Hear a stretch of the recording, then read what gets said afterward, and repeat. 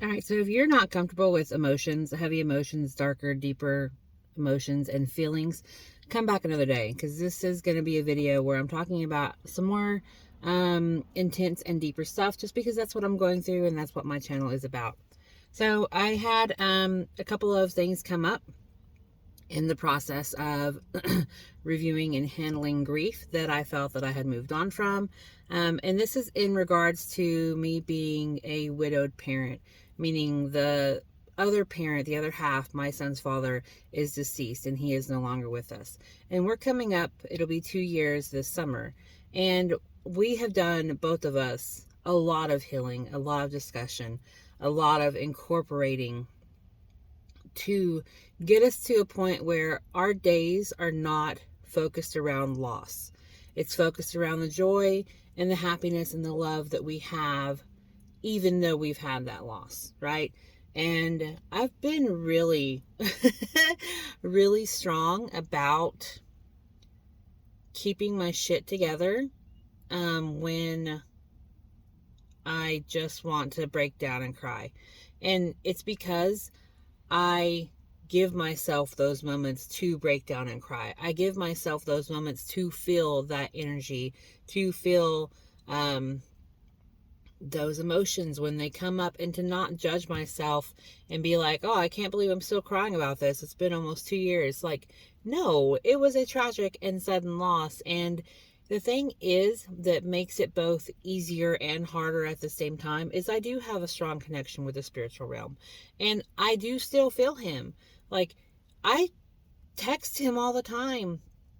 Half the videos and clips that I save, I send it to him on the topics that we talked about, things that we were interested in. If I want to save a video, I send it to his messenger so I can go and look at it. And so I see his face every day. We have pictures of him every day, right? Like, I have his remains in our room and in the closet, and an altar for him that has his pictures and his belongings. Like, he is all around us always. And it's been a struggle. Well, I don't want to say a struggle. It has been a challenge for me to shift that attachment from who he was and how important he is into understanding that his essence and his presence is still with us, but he is not that any longer. He won't ever be my partner again. And there were a lot of things about him that were perfect. I mean, we had a kid. This was not like some accidental thing. Like, we specifically had a kid together because we had the same ideals, because we had a lot of the same goals, we had a lot of the same belief systems. But the communication, the other part, was shit. We were still toxic, even though we had the same desires and wanted the same things for our son. It doesn't mean that we were good together, right? At some point, we broke each other. And with him gone, knowing that I broke him, knowing how much he broke me, has just come right back up. Like, I am so ready. And part of my process right now is opening myself up to new love, right? If you've seen the other videos where I was healing some of the toxic shit in my relationships, then you know that I know that I'm worthy of new love. That regardless of what I've been through, I know that I still deserve to have the love that I desire and the love that I have to give. I want to give it freely to somebody who wants it, to somebody who will cherish it and knows how valuable and sacred it is. But that means that stuff like this is going to keep coming up because there's still some part of me that is hurting and upset about everything that I went through and how much I hurt for this man when the time should have been used more for love, for growth. If we had been able to heal the parts of us that were hurt before we came into contact with each other. And if we had been able to work through the parts of us that hurt each other in our relationship, we would be on a different timeline. And we're not. So, for the past couple of days, what has been coming up is feeling so stupid for how desperately I loved this man. There was a time in our relationship where it did not matter what he said, what he did to me. It did not matter how much I knew what was going on that he didn't want to tell me. I was just so desperate to have him look at me, to have him love me the way he did before, that I put up with so much shit and I degraded myself and I let him degrade me to the point that I didn't even recognize who I was. And eventually, one of those breakdowns brought the breakthrough that was what I needed. I needed somebody to destroy me. I needed to destroy myself to the point where what I had going on was not sustainable. What I had going on was not the way that I wanted to live. I could recognize it, and I refused to settle and accept it any further. And that's what this is. That's what this new batch of emotions is. I will never be that desperate girl for his love, for any person's love again, because I finally am loving myself that way. But it doesn't mean that those memories haven't been coming up, haven't been showing back up and going, hey, remember when this happened? Like, yeah, of course I fucking remember when that happened. I don't want to. But obviously there's a lesson there for me to incorporate. There's a lesson there for me to understand on the deepest emotional level possible so I can move it out so I don't keep feeling it. And it's one of those things where no matter how much work I feel like I've done, no matter how much space I've given myself to process these things, it's still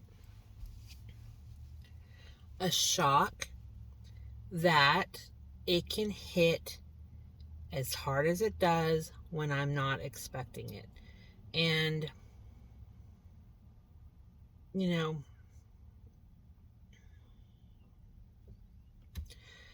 last night was that night for me, right? Got my son to bed and distracted myself. And then I was like, I've been putting this off. I know I've been feeling this off on the level that I need to. So I just went ahead and held space for myself, right? Let myself feel everything. Let myself fall back into those moments when I was feeling that in real time and just felt the lingering pain, just felt sorry for myself, right? Just felt disappointed in myself for being that easily lost because I was seeking love from somebody who loved me, but who also had their own issues, right?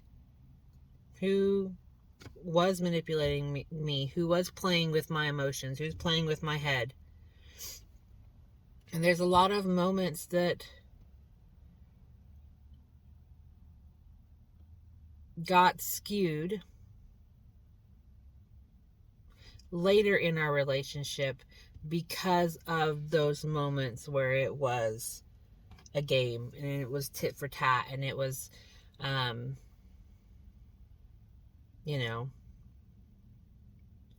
essentially being for yourself instead of being for your person. And I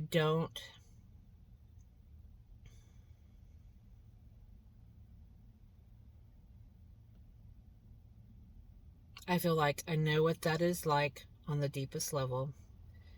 There is no man or woman who will be able to put me through that without me having the clarity way ahead of time on what they're doing. And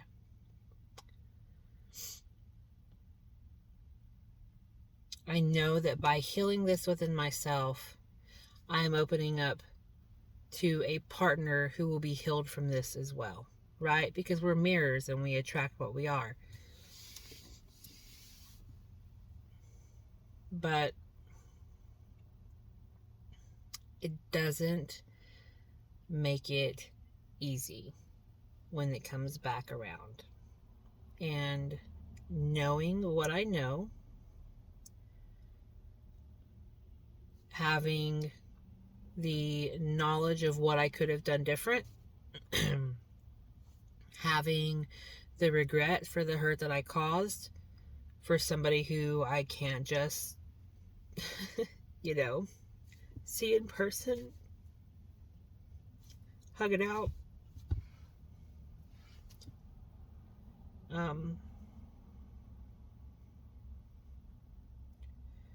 This is what it looks like. Almost 2 years later. And it's not just the breakup. It's, of course, the bond, the co-parent, the wishing I had that father figure for my son, his father, right? Trying to fill my son with the knowledge of how much he was loved by his dad, to tell him how much he is like his dad, how much part of his dad is in him, so he's never without him. Trying to explain that so that he understands that on the deepest level, so that it's not something where he doesn't feel that connection. And, this morning we were getting ready and he had brushed his teeth and then he went to put his shirt on. He came back so I could do his hair. And he tells me, Mama, I think when I'm an adult, I'm going to look like my daddy. And I was like, I think so. I told him, I think you are. Because as he gets older, as he gets taller and his face gets slimmer, he does. He looks more like his father. There are moments and just expressions, not just like with his face, but like the things he says that are just his dad. And it's crazy because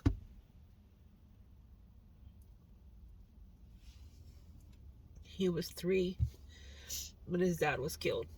So he doesn't know the things and expressions and terms and stuff like that his dad would say to me or tell me, right? But they come out of my son's mouth and it sounds just like his dad. And I know that is his dad. I know that's his dad coming through to tell me he's here with him. He's here with me, right? And I'm so grateful for those moments. I'm grateful because he doesn't understand how much that means to me. And how thankful I am that we have that, because not everyone has that.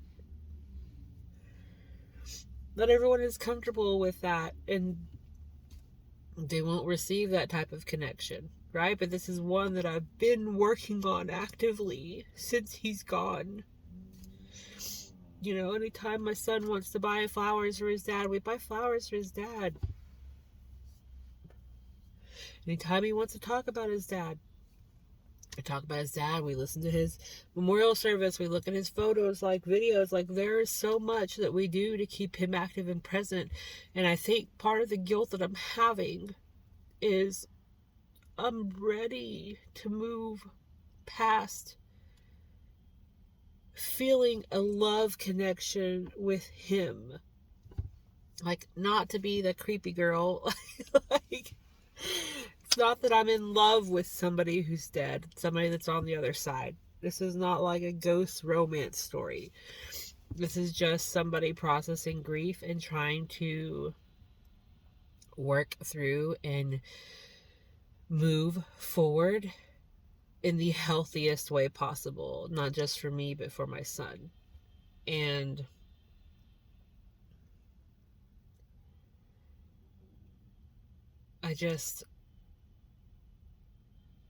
I almost feel like the time is on, and I know that I'm feeling kind of pressured from my son because he has been steady asking for a baby brother, and he is asking now for a new daddy. And it breaks my heart because I know he doesn't mean to replace his dad. That will never happen. But I know that he's missing that connection with a man who would be a father figure to him. Yes, I have my dad, his tata, right? And he has cousins and some uncles, but it's not the same as having that parent that is your parent, that is for you, that holds that role and can do those things. Like, and he knows it and he feels it and he's ready for me to give that to him again. And there just feels like I've been getting in my head with the pressure around that of, you know, finding somebody who is compatible with me, with my beliefs, with my lifestyle, which is not your standard. I may look and act normal, but I believe shit that is not mainstream. And I don't want to have a core clash with somebody who fits the bill otherwise, right? And I don't believe that's what I'll bring in. But the added fact of having somebody that I will trust my son with, that I will trust his life with, that I will trust his parenting skills with, is something completely different.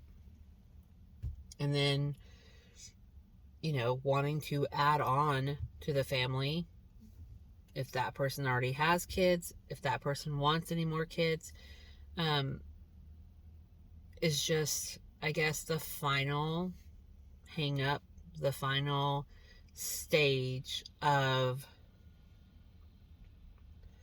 my healing journey, right? Of opening myself up to love, of really being ready and not being some girl who makes videos crying about her dead ex, right? Which I don't feel that way about myself. That was a snarky comment, but I know that I am doing important work for myself. And if you are in a similar situation, but you can't allow yourself to feel, please allow me to feel, because I feel it all. It's one of the things that I am excellent at, and I feel it. I hold space for it, and then I let it go. So last couple of days, kind of angsty, try to figure out what it is, figured out what it was, held space for it, cried my eyes out, cried myself to sleep. Woke up today, still feeling a little angsty, still feeling not quite in my high vibe groove, but tomorrow I'll be through this. So, couple of days of angst, but I know that I'm leveling up. I know that I'm clearing this. Hopefully, finally, hopefully for not just me, but anyone in my line who has gone through something similar and did not get the healing. Right? Like, essentially, the way I look at this is I will take all of the pain, I will take all of the hurt, I will feel all of the feelings, I will sit in all of that, I will acknowledge it and incorporate it and understand how it affected me. But I'm not doing it just for me. I'm healing this hurt, this grief, this abandonment, this loss. I'm healing that right now in this present moment for everyone that is tied to me by blood. For all of my past lives, no matter what world or scenario or experience it was, if this hurt was contained in any of that, then I am accepting it, I am acknowledging it, and I am healing it here. And that this hurt will not affect my future line. This hurt will heal all my previous lines. And how fucking powerful is that? Like, that's the thing. It's not about ignoring the hurt. It's not about overlooking the hurt. It's about experiencing that hurt and then taking it in and loving yourself because you had the strength to do that. Loving yourself because you are a complete badass for getting through everything that could have broken you. And then you can look at things that hurt you, and instead of feeling sad that you went through them, you feel empowered that you beat them. And that's what I'm doing here today. And I hope that if you're on a journey like this, that it helps you as well.